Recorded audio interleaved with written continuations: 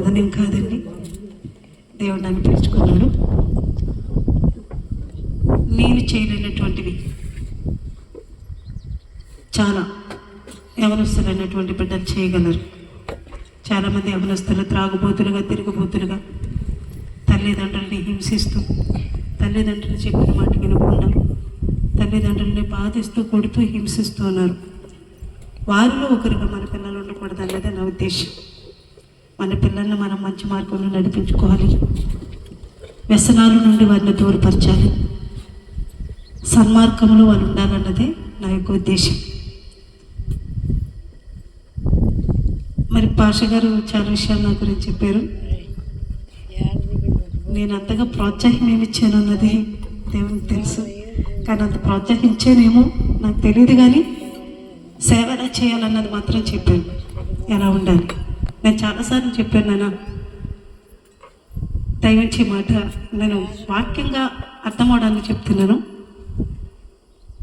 నీవు నేనమ్మ గారు, మధు గారు కుమారుడుగా చనిపోయి దేవుని సేవకుడిగా మాత్రం బ్రతుకు అని చెప్పేది. ఎందుకంటే నీ బంధువుల మధ్యన పరిచర్య చేస్తున్నాం. బంధువులు కాదు, నీకు కావాల్సింది ఆత్మీయ బిడ్డలు. పరిచర్య ఎలా చేయాలి, సంఘాన్ని ఎలా కట్టుకోవాలి అని మాత్రం చెప్పుకుంటూ వచ్చాను. కానీ ఈ దినం బర్త్డే చేస్తానన్నప్పుడు నాకు నిజంగా మందిరం కట్టబడుతుంది కదా, మీకు చాలా ఆర్థిక వనరులు అవసరం, కానీ ఇలా ఖర్చు పెట్టి వేస్ట్ చేసుకోవడం ఎందుకు, నైనా దేనికి పనికి వస్తుంది అని చెప్పిన. మేము ఇంకా మీకోసం ఏమీ చేయలేము, కానీ ఈ సంతోషాన్ని మాత్రం మీకు ఇవ్వాలనుకున్నాము. కానీ పనే కాదు, పాష గారే కాదు, యూత్ అందరూ కూడా చాలా కష్టపడ్డారు. అందరూ కూడా నన్ను ప్రేమిస్తారు. ఒక విషయాన్ని నేను చెప్పాలి. వివాహం అయిన తర్వాత, అంటే నేను 18 సంవత్సరాలు పెళ్లి చేసుకున్నాను అని చెప్పారు కదండి, అప్పటి నుండి కూడా ఇలాంటి చిన్న చిన్న సంతోషాలు నేను ఎప్పుడు అనుభవించలేదు. వివాహం కూడా చాలా కష్టంగానే జరిగింది. ఏదైనా నేను సంతోషంగా ఉండడం చూడలేదు. ఒకరు సంతోషం ఉందారని నేను ట్రై చేస్తున్నా, పరిస్థితులు నాకు ఇబ్బందికరంగానే ఉన్నాయి. మనుషులు నన్ను ప్రేమిస్తున్నానని నాతో ఉన్నవారే నన్ను ఒక్కొక్కసారి అవమానపరిచేవారు, బాధ పెట్టేవారు, సంతోషంగా ఓర్చుకోలేని పరిస్థితులు ఉండేవారు. ఎన్నో నా జీవితంలో అందరూ సంతోషంగా ఇలా బర్త్డేలు చేసుకుంటున్నా, పెళ్లి రోజు చేసుకుంటున్నా, ఇంటిలో డెలివరీ అయినప్పుడు పురుడు చేసుకుంటున్నా, ఇలాంటి మన జీవితంలో చాలా సంతోషకరమైన విషయాలే. అయిపోతే మళ్ళీ తిరిగి తెచ్చుకోలేము. అలాంటివి నా జీవితంలో ఏమీ లేవు. ఒకవేళ నేను అప్పటి నుండి ఇప్పటి వరకు వెనక తిరిగి చూస్తే కష్టాలు, కన్నీరు, అవమానాలు తప్పేముండవు. కానీ ఇతను నాకు చాలా సంతోషం అనిపిస్తుంది. సంఘం అంతా కూడా ఒక సేవకురాలుగా మాత్రమే మీ మధ్యకు వచ్చాను. నేను ఒక ఆత్మీయ బిడ్డగా, మీలో ఒకరిగా నన్ను ప్రేమించి సంఘం అంతా కలిసి నా సంతోషంగా నా బర్త్డే చాలా సంతోషంగా అనిపిస్తుంది.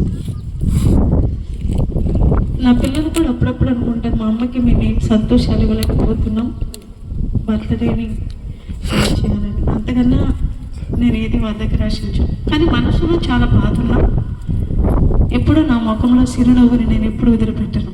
ఎవరితో అయినా నవ్వుతానే మాట్లాడతాను. చూసిన వారు అనుకుంటారు ఇంకేం కష్టాలు లేవేమని. కానీ హృదయం నుండిగా బాధ ఉంటుంది, దుఃఖం ఉంటుంది. ఏ సంతోషాన్ని నేను అనుభవించలేదు. అన్ని ఇబ్బందులు, పేదరిక, ఆర్థిక పరిస్థితులు, లేనితనము, లేమి భరించుకుంటూ వచ్చాను.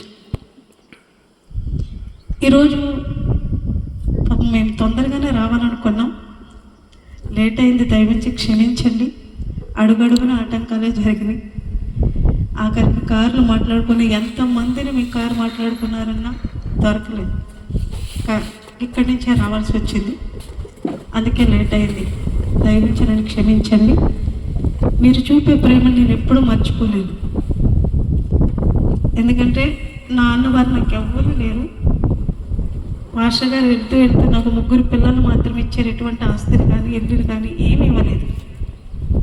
నా పిల్లలు నేనేంటి ప్రభువా అన్నప్పుడు దేవుడు నాతో మాట్లాడాడు. ఆదికాండం 6వ అధ్యాయంలో మాటతో, నీ పిల్లలు నేను పోషిస్తాను, నువ్వు దిగులు చెందవలసిన అవసరం లేదు. నేను ఆ మాటను తీసుకుని ప్రార్థన చేసుకుంటూ వచ్చాను.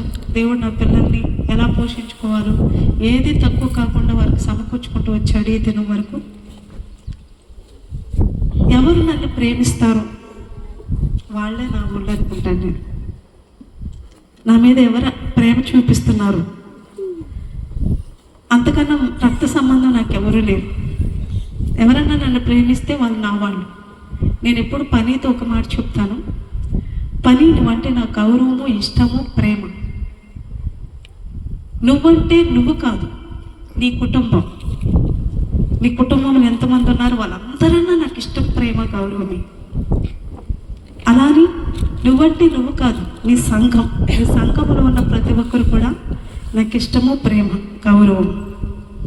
ఎందుకంటే నన్ను ఎవరు ప్రేమిస్తే వాళ్ళే నా వాళ్ళు అనుకుంటూ ఉంటాను. వారి కోసం ఏదైనా చేయాలనుకుంటాను.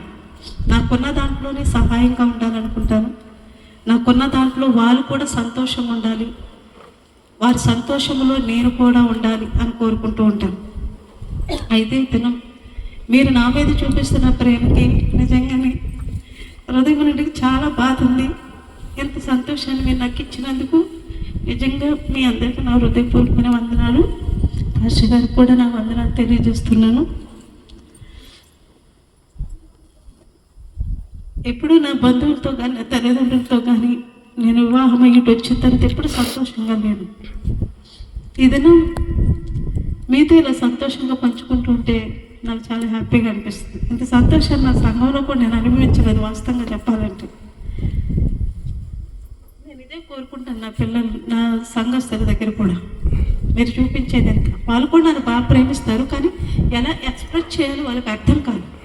చాలా బాగా ప్రేమిస్తారు. ఎందుకే అంత సంఘంలో నేను ప్రతి కుటుంబంలో సభ్యురాలుగానే ఉంటాను. ఎవరైనా నా ఎదుట మాట్లాడాలన్నా, ఒకవేళ నా మీద కోపం వచ్చిన కొన్ని సందర్భాల్లో నా ఎదుట ఎప్పుడు వాళ్ళు చూపించలేదు, ఎంత పెద్దవారైనా సరే. ఇదంతా ఆధిక్యత నాకు ఇచ్చింది దేవుడే. నేను పనికి మీ భాష గారికి నేను అదే చెప్తాను.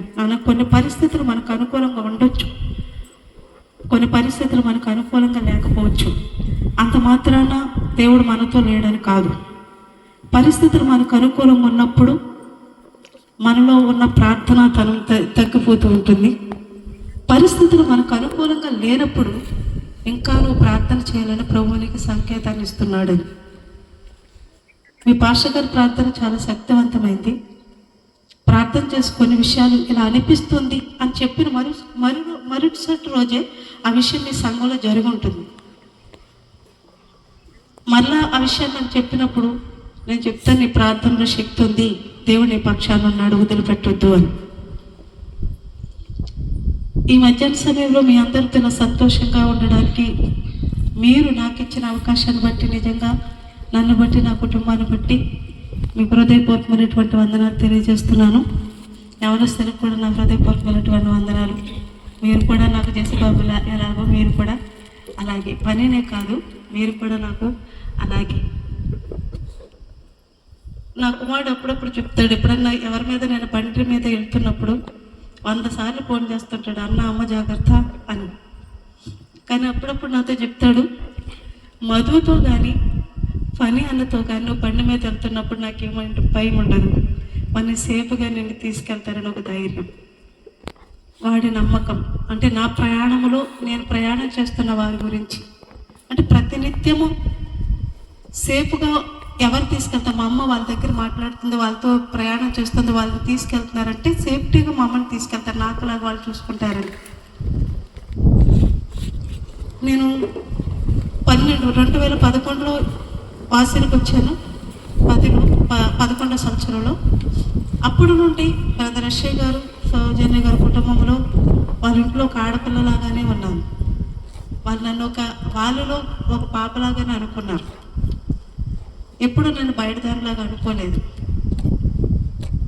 వాళ్ళు నాకు ఇచ్చే ప్రాధాన్యత అలా ఉంటుంది, నేను కూడా వారి మీద చూపించే ప్రేమ అలాగే ఉంటుంది. ఇంత స్టోరీ మాకు అవసరమా అని మీరు అనుకోవచ్చు. మీరు మా మీద చూపిస్తున్న ప్రేమను బట్టి. నాకు రక్త సంబంధులు ఎవరు లేరు, మీరే నా రక్త సంబంధులు. మీ కుటుంబంలో నేను కూడా ఒక అమ్మాయినో, అక్కనో, చెల్లినో, బిడ్డనో, ఎవరినైనా ఒకరు అనుకున్నా మీ కష్టములు నన్ను జ్ఞాపకం చేసుకోండి. మీరు అనుకున్నంత సపోర్ట్ నేను ఇవ్వకపోవచ్చేమో, కానీ ఖచ్చితంగా మీకు నేను సహాయంగానే ఉంటాను. ప్రేమ విషయాలు, ఆదరణ విషయాలు, ప్రార్థన విషయాలు, ఏ విషయాలైనా సరే ఖచ్చితంగా ఉంటాను. ఎందుకంటే చెప్పాను కదండి, నాకు రక్త సంబంధం ఎవరు లేరు. మీ అందరూ కూడా నా రక్త సంబంధాలని నేను ప్రేమపూర్వకంగా, మీ సంతోషములైనా నాకు ఫోన్ చేయండి, మీ దుఃఖములైనా ఫోన్ చేయండి, మీకు ఇబ్బంది లేదన్నా నాకు ఫోన్ చేయొచ్చు. కానీ ఇంత సంతోషాన్ని ఇచ్చినంత నిజంగా నా జీవితంలో మర్చిపోలేండి. ఇప్పుడు వారు నాకు 48 సంవత్సరాలు అయిపోయి 49వ సంవత్సరంలోనికి వస్తున్నాను. ఒకటే బాధ, జగన్ ఇచ్చిన 16 డబ్బులు తీసుకోలేకపోయినని. అప్పుడు అప్లై చేసేది నేను రాలేదు, కానీ ఒకసారి అట్లా తీసుకునే సంతోషం ఉండేది అనిపించింది. కానీ నాకు ఆ తీసుకునే వయసు వచ్చేసరికి ఆయన వెళ్ళిపోయాడు. అదొకటి బాధ ఉంది. మళ్ళీ జగన్ వస్తే ఎప్పుడన్నా మళ్ళీ అవకాశం వస్తే తీసుకోవచ్చు. కానీ అంత భాష గారు అన్నారు, భాషమ్మ నీకు అంత వయసు వచ్చింది కానీ ఇంకా చిన్నపిల్లల్లా కనిపిస్తున్నారని. నేను అప్పుడప్పుడు మీరు చెప్తున్నప్పుడు మీరు అలా అని నాకు బలహీనతలు తెచ్చేస్తున్నారు మీరు అనిపిస్తూ ఉంటుంది. ఇదంతటి కారణం ఏంటంటే నేను ఆరోగ్యవంతురాలని కాదు, వయసు వెనక్కెళ్తుందని కాదు. ఎన్ని బాధలున్నా మనసులో మాత్రం సంతోషంగా ఉంటాను. ఎన్ని బాధలున్నా మనసులో సంతోషం దేవుడికి ఇచ్చేస్తాను. ప్రభా, ఈరోజు నేను ఈ కష్టం భరించాలని నీ చిత్తమైంది, అందుకే భరించాను. ఈరోజు ఇలా మీ మధ్యలో సంతోషం ఉండాలని దేవుని చిత్తమైంది. అందుకని పాష గారు ప్రేరేపించారు, మీరు ప్రేరేపింపబడి నన్ను పిలిచారు. నిజంగా మీ ప్రేమకై నేను వందనాలు తెలియజేస్తున్నాను. ఈ మాటలు నేను ముగిస్తున్నాను. ఎంత ప్రయాసపడ్డారు, టైం అయిపోయింది, మీకు ఆకలేస్తున్న ఉండొచ్చు. మీరు ఎంతగా బాగా కూర్చున్నా మనసులో మాత్రం ఇంకా వదిలిపెట్టి పాష ఆకలేస్తుంది అనుకుని ఉండొచ్చు. కానీ అంత టైం తీసుకోం, ఇంకా కేక్ కట్ చేసుకుని మనం మరి భోజనాల టైంకి వెళ్ళిపోదాం. మీ అందరికీ నిజంగా నా హృదయపూర్వకమైనటువంటి వందనాలు తెలియజేస్తూ ఉన్నాను. అందరికి గమనిస్తరికి, పెద్దవారికి, సంఘస్థరికి, నాతో వచ్చిన వాస్తవ విశ్వాసాలందరికీ కూడా వందనాలు.